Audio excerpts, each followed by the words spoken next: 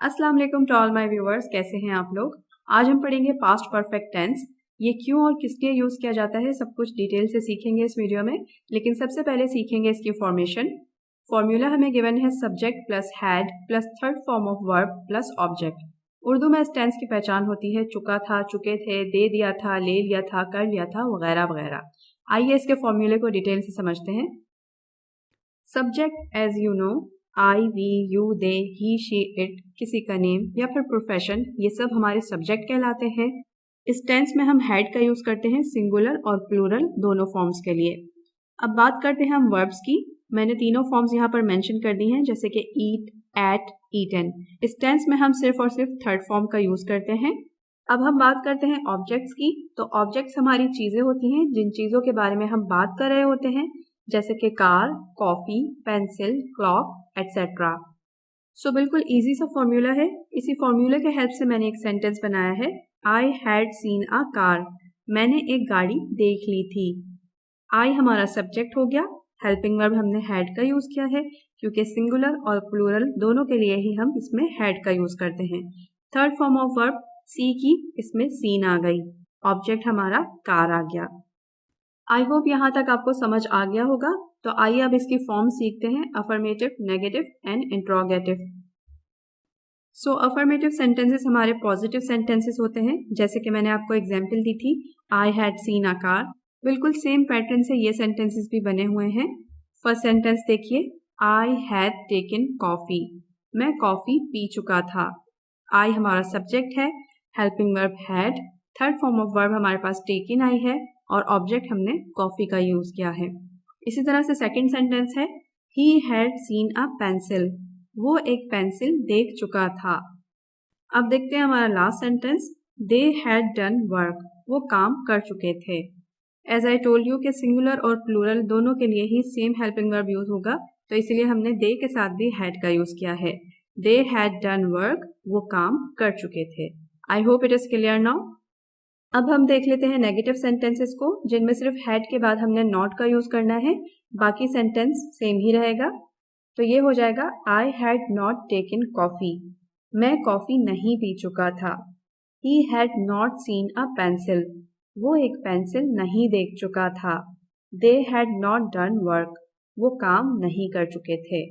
I hope आपको समझ आया होगा क्योंकि बहुत ही इजी सेंटेंसेस हैं ये। आइए अब हम इनकी इंट्रोगेटिव फॉर्म्स भी देख लेते हैं। सो इंट्रोगेटिव फॉर्म्स में जो हमारा हेल्पिंग वर्ब है हैड, वो सबसे पहले आ जाएगा और बाकी का सेंटेंस बाद में बनेगा। तो ये इस तरह से हो जाएगा, हैड आई टेकन कॉफी, क्या मैं कॉफी पी चुका था। Had he seen a pencil, क्या वो एक पेंसिल देख चुका था। हैड दे डन वर्क, क्या वो काम कर चुके थे। सो इसी तरह से क्वेश्चन की फॉर्मेशन की जाती है कि हेल्पिंग वर्ब को हम सबसे पहले शिफ्ट कर देते हैं, तो फिर ये हमारा क्वेश्चनेटिव सेंटेंस बन जाता है, जिसे हम इंट्रोगेटिव भी कहते हैं। आई होप आपको समझ आया होगा। आइए अब हम इस टेंस के डिटेल यूसेज देखते हैं कि कहाँ कहाँ और किस लिए इस टेंस को यूज किया जाता है। सो नंबर 1 है सीक्वेंस ऑफ पास्ट एक्शंस। इस टेंस का यूज हम ऐसे एक्शंस के सीक्वेंस को शो करने के लिए यूज करते हैं जो इस बात पर जोर देते हैं कि एक एक्शन दूसरे एक्शन से पहले कंप्लीट हुआ था। For example, she had already finished her homework when her friends arrived. जब इसके दोस्त आए तो वो अपना होमवर्क मुकम्मल कर चुकी थी। सो यू कैन सी कि इस सेंटेंस में दो एक्शन अकर्ड हुए हैं। She had finished her homework, ये हमारा फर्स्ट एक्शन था। देन सेकंड है व्हेन हर फ्रेंड्स अराइव्ड, ये हमारा सेकंड एक्शन हो गया। इन दोनों सेंटेंस में हमने पास्ट की बात की है और दोनों सेंटेंसेस ही पास्ट के कंप्लीटेड एक्शन को शो कर रहे हैं। आई होप ये पॉइंट आपको क्लियर हुआ होगा। अब हम बात करते हैं रिपोर्टेड स्पीच की।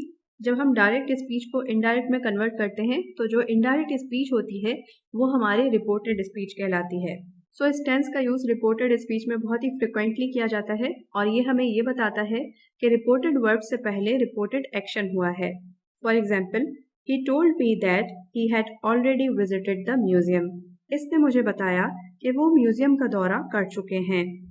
सो इस सेंटेंस में हमारा रिपोर्टेड वर्ब है ही टोल्ड मी और हमारा एक्शन इस सेंटेंस में पहले ही हो चुका है, जो कह रहा है he had already visited the museum, means वो पहले ही म्यूजियम का दौरा कर चुके हैं।